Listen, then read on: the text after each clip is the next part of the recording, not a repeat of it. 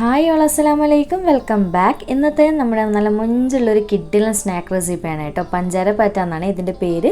നമ്മുടെ കണ്ണൂർ തലശ്ശേരിക്കാരുടെ പേഴ്സണൽ റെസിപ്പിയാണ്. സിമ്പിൾ റെസിപ്പിയാണ് കേട്ടോ. ഞാൻ പറയുന്ന കാര്യങ്ങൾ ശ്രദ്ധിച്ചതിന് നിങ്ങൾക്ക് എല്ലാവർക്കും തയ്യാറാക്കി എടുക്കാൻ പറ്റും. നല്ല ടേസ്റ്റാണ് കേട്ടോ ഇതിന്. അതുപോലെ തന്നെ ഈ ഒരു റെസിപ്പി എന്ന് പറയുന്നത് പഴയകാല പുതിയാപ്പിള സ്പെഷ്യൽ റെസിപ്പിയാണ് പോലും. നമ്മുടെ ഏതെങ്കിലും ഒരു വീട്ടിൽ നമ്മുടെ ഭാഗത്തൊക്കെ കല്യാണം ഉണ്ടെങ്കിൽ അവിടെ ഒരു 4 ദിവസം മുന്നേ ആളെയൊക്കെ വെച്ചിട്ട് തയ്യാറാക്കി എടുക്കുന്ന ഒരു കിഡിലും സ്നാക്ക് എന്നാണ് ഞാൻ പറഞ്ഞു കേട്ടിട്ടുള്ളത്. അതുപോലെ തന്നെ ടേസ്റ്റ് ആണെങ്കിൽ ഭയങ്കര ടേസ്റ്റാണ് കേട്ടോ. അപ്പോൾ നമുക്ക് വീഡിയോയിലേക്ക് പോയാലോ. വീഡിയോയിലേക്ക് പോകുന്നതിന് മുന്നേ നിങ്ങൾക്ക് ചാനൽ ഇഷ്ടപ്പെടുന്നുണ്ടെങ്കിൽ പ്ലീസ് ഒന്ന് സബ്സ്ക്രൈബ് ചെയ്ത് സപ്പോർട്ട് ചെയ്യണേ. അപ്പോൾ നമുക്ക് ആദ്യം തന്നെ ഈ ഒരു പഞ്ചാര പാറ്റ റെഡിയാക്കാനുള്ള അരി ഞാൻ കുതിർത്തി വെച്ചിട്ടുണ്ടായിരുന്നു. അപ്പോൾ ഞാനിവിടെ എടുത്തിട്ടുള്ളത് 1 കപ്പ് അളവിൽ, അതായത് 200 ഗ്രാം അളവിൽ ജീരകശാല അരിയാണ് എടുത്തിട്ടുള്ളത്.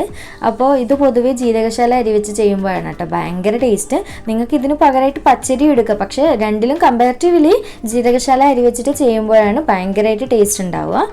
അപ്പോൾ ഇതിൻ്റെ വെള്ളമൊക്കെ ഞാൻ കളഞ്ഞതിന് ശേഷം ഈ ഒരു മിക്സിയുടെ ജാറിലേക്ക് ഇട്ട് കൊടുക്കുന്നുണ്ട്. അപ്പോൾ ആദ്യം തന്നെ ഞാൻ നല്ലപോലെ കഴുകിയതിന് ശേഷമായിരുന്നു കേട്ടോ കുതിർത്ത് വെച്ചിട്ടുണ്ടായിരുന്നത്. അപ്പോൾ ഇതുപോലെ മിക്സിയുടെ ജാറിൽ ഇട്ട് കൊടുത്തതിന് ശേഷം നമുക്ക് ഇനി ഇതിലേക്ക് അരയാൻ പാകത്തിനുള്ള വെള്ളം ഒഴിച്ചു കൊടുക്കാം. അപ്പോൾ വെള്ളം ഒഴിക്കുമ്പോൾ ഒരുപാട് ഒഴിച്ചിട്ട് അരച്ചെടുക്കണ്ട കേട്ടോ. ഈ ഒരു അരിയൊന്നും മുങ്ങിക്കിടക്കുന്ന രീതിയിൽ ഇത്രക്ക് മാത്രം ഒഴിച്ചു കൊടുക്കാം. ഇനി നമുക്ക് നല്ലപോലെ ഒട്ടും തരികളൊന്നും ഇല്ലാതെ നല്ല ഫൈനായിട്ടൊന്ന് അരച്ചെടുത്തിട്ട് വരാം.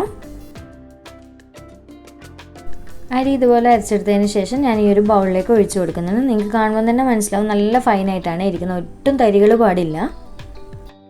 ഇനി ഈ ഒരു സമയത്ത് നമുക്കിതിലേക്ക് പാകത്തിനുള്ള ഉപ്പ് ചേർത്ത് കൊടുക്കുക. അടുത്തത് ഇതിലേക്ക് മെയിനായിട്ട് വേണ്ടുന്നത് മുട്ടയാണ്. അപ്പോൾ ഞാനിവിടെ 6 മുട്ട ഈ ഒരു ബൗളിലേക്ക് പൊട്ടിച്ച് ഒഴിച്ചു കൊടുത്തിട്ടുണ്ട്. അപ്പോൾ ഇത് മുഴുവനായിട്ട് ഞാൻ ഇതിലേക്ക് ഒഴിച്ചു കൊടുക്കുന്നുണ്ട്. അഥവാ നിങ്ങളത് നല്ല വലുപ്പമുള്ള ടൈപ്പ് മുട്ടയൊക്കെ കിട്ടുന്നുണ്ടല്ലോ, അങ്ങനത്തെ വലുപ്പമുള്ളതാണെങ്കിൽ ഒരു 5 എണ്ണമൊക്കെ മതി കേട്ടോ. 6 എണ്ണം തന്നെ എടുക്കണം നിർബന്ധമൊന്നുമില്ല. പക്ഷേ കൂടുതലെടുത്താൽ അതിനനുസരിച്ച് ടേസ്റ്റ് കൂടുതൽ കിട്ടും.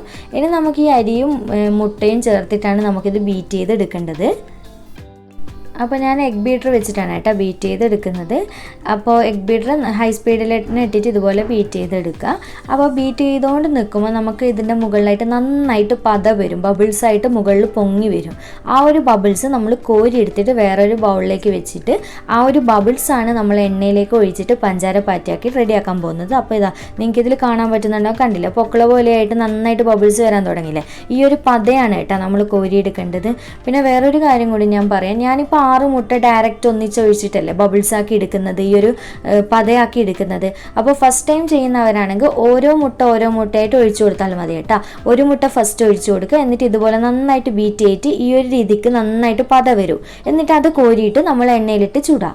എന്നിട്ട് അടുത്ത മുട്ട ഒഴിച്ചു കൊടുക്കുക, എന്നിട്ട് വീണ്ടും ബീറ്റ് ചെയ്യുക. അങ്ങനെ 6 മുട്ട ചെയ്തെടുത്താലും മതി കേട്ടോ. കാരണം ഈ ഒരു പഞ്ചാര പാറ്റ എന്ന് പറയുന്നത് ഈസിയാണ്. അപ്പോൾ ചിലവർക്ക് ഫസ്റ്റ് ടൈം ചെയ്യുമ്പോൾ നന്നായിട്ട് കിട്ടൂല, ചിലവർക്ക് രണ്ടാമത്തെ പ്രാവശ്യമാണ് നന്നായിട്ട് കിട്ടുക. അതുകൊണ്ട് ഞാൻ ഡീറ്റെയിൽ ആയിട്ട് പറയുന്നത് കേട്ടോ. അപ്പോൾ നിങ്ങൾക്ക് ഇപ്പം കാണുന്നില്ല, നല്ലപോലെ ബബിൾസ് വന്നിട്ടുണ്ട്, നന്നായിട്ട് പത വന്നിട്ടുണ്ട്. അപ്പോൾ ഇനി നമുക്ക് ഈ പതയൊന്ന് കോരിയെടുക്കാം. അപ്പോൾ ഞാനിപ്പം ബീറ്റർ ഓഫ് ചെയ്തിട്ടുണ്ട്. അരിയത്ത് ഇവിടെ തന്നെ ഒരു ബൗളും സ്പൂണും ഞാൻ എടുത്ത് വെച്ചിട്ടുണ്ട് കേട്ടോ. അപ്പോൾ പതുക്കെ കണ്ടില്ല, ഈ ഒരു പത മാത്രം കോരിയിട്ട് ഈ ഒരു ബൗളിലേക്ക് ഇട്ട് കൊടുക്കാം. അടിയിലുള്ള ആ ഒരു ലിക്വിഡ് ഭാഗം ആവാതെ പത മാത്രമാണ് എടുക്കാൻ പാടുള്ളൂ. ഇത് സിമ്പിളാണ് ചെയ്യാൻ, പക്ഷെ നന്നായിട്ട് ഞാൻ പറയുന്ന പോലെ ശ്രദ്ധിച്ചിട്ടില്ലെങ്കിൽ പണി വാളുവേ. അതുകൊണ്ടാണ് ഞാൻ ഇത്ര ഡീറ്റെയിൽ ആയിട്ട് പറയുന്നത് കേട്ടോ. അപ്പോൾ ഇതുപോലെ മുഴുവനായിട്ട് കോരിയെടുക്കാം.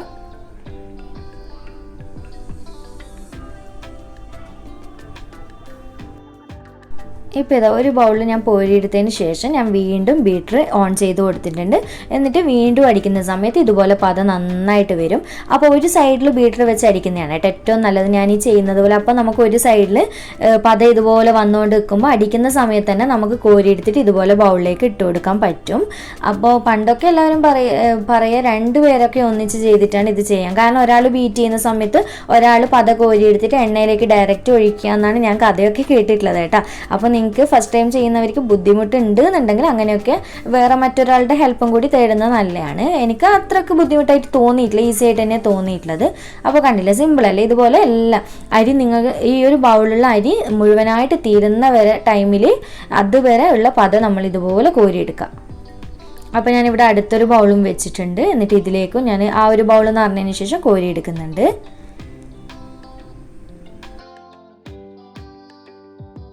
അപ്പോൾ 2 ബൗൾ നിറയെ ഞാൻ ഇതുപോലെ പത എടുത്ത് വെച്ചിട്ടുണ്ട്. ഇനി നമുക്കിതെങ്ങനെ ചുട്ടെടുക്കുന്നതെന്ന് നോക്കാം.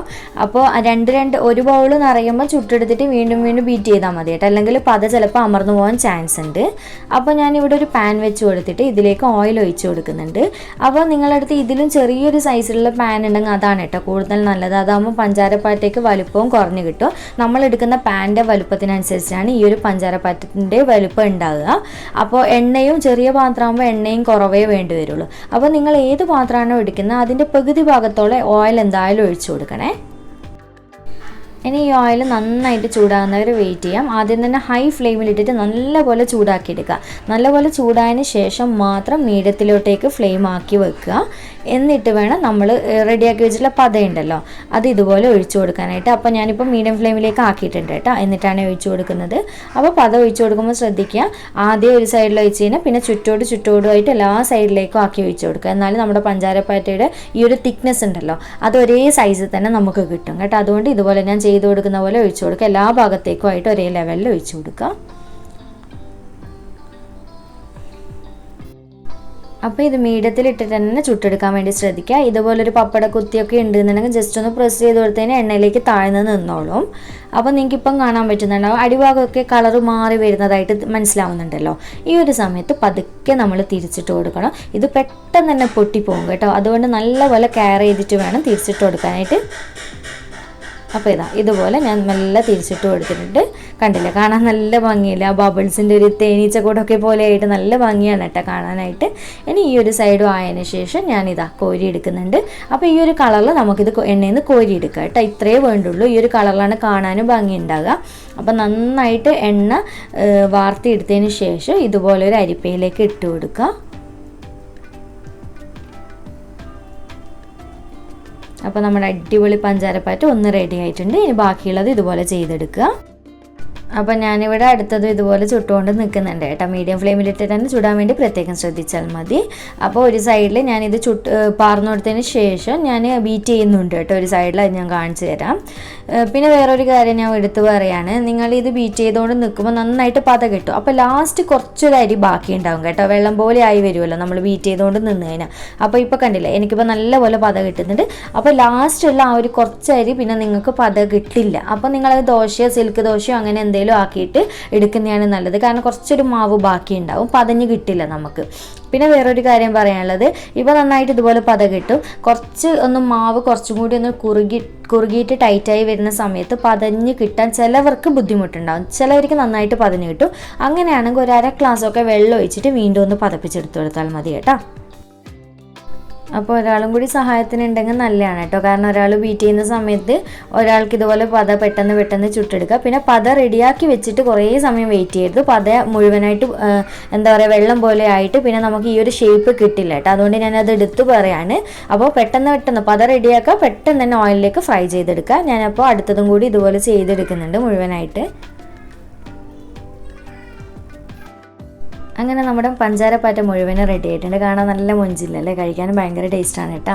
അപ്പോൾ ഞാൻ ഇതുപോലെ അരിപ്പയിലേക്ക് ഇട്ട് കൊടുത്തിട്ടുണ്ട്. അടിയിൽ ഇതുപോലൊരു പ്ലേറ്റും വെച്ച് കൊടുക്കുന്നുണ്ട്, നിങ്ങൾക്ക് കാണാൻ പറ്റുന്നുണ്ടാവും, വെച്ച് കൊടുത്തിട്ടുണ്ട്. അപ്പോൾ ഇനി നമുക്ക് ഈ അരിപ്പയിൽ തന്നെയാണ് കേട്ടോ ഈ ഒരു പഞ്ചാരപ്പാറ്റ നമ്മൾ സ്റ്റോർ ചെയ്യേണ്ടത്. ഒരു 3 ദിവസമെങ്കിലും ചുരുങ്ങിയത് ഇതുപോലെ വെച്ച് കൊടുക്കണം. അതിലൊരു 4 ദിവസമായാലും കുഴപ്പമൊന്നുമില്ല. കാരണം ഇത് അത്യാവശ്യം ഓയിൽ കുടിക്കുന്ന ഒരു ഐറ്റാണ് ഈ ഒരു പഞ്ചാരപ്പാറ്റ എന്ന് പറയുന്നത്. അപ്പോൾ 3 ദിവസമെങ്കിലും ചുരുങ്ങിയത് വെച്ച് കൊടുത്തു കഴിഞ്ഞാൽ ഈ അരിപ്പയിൽ കൂടി ഓയിൽ മൊത്തത്തിൽ പോയി കിട്ടും. അങ്ങനെ ഓയിൽ മൊത്തത്തിൽ പോയി കിട്ടിയതിന് ശേഷം നമ്മളിത് കഴിക്കാനും പാടുള്ളൂ.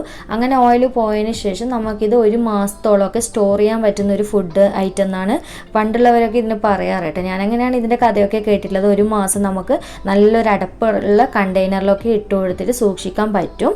പക്ഷേ ഇതന്നെ 3-4 ദിവസമൊക്കെ ഓയിൽ പോകാൻ വേണ്ടി നമ്മൾ വെയിറ്റ് ചെയ്യണം, എന്നിട്ടേ നമ്മൾ കഴിക്കാനും പാടുള്ളൂ. ഞാനിത് എടുത്ത് പറയാനുള്ള കാരണം നിങ്ങളിത് ട്രൈ ചെയ്യുന്നവർക്ക് എന്തായാലും ഇത് മനസ്സിലാക്കണം. കാരണം അത്യാവശ്യം ഓയിൽ കുടിക്കുന്ന ഒരു ഐറ്റം തന്നെയാണ്.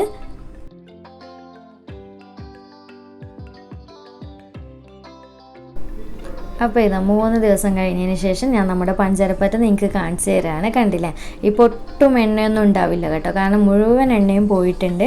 നിങ്ങൾക്ക് ഈ ഒരു പ്ലേറ്റിൽ കാണുമ്പോൾ തന്നെ മനസ്സിലാവും. കണ്ടില്ലേ, മുഴുവനായിട്ടുള്ള എണ്ണയും പോയിട്ടുണ്ട്.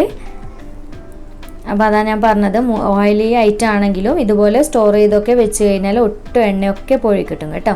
ഇനി നമുക്ക് ഇതെങ്ങനെ കഴിക്കുന്നതെന്ന് നോക്കാം. ഇതൊരു സ്പെഷ്യൽ രീതിക്കാണ് കേട്ടോ ഇത് കഴിക്കാൻ പോകുന്നത് നമ്മൾ.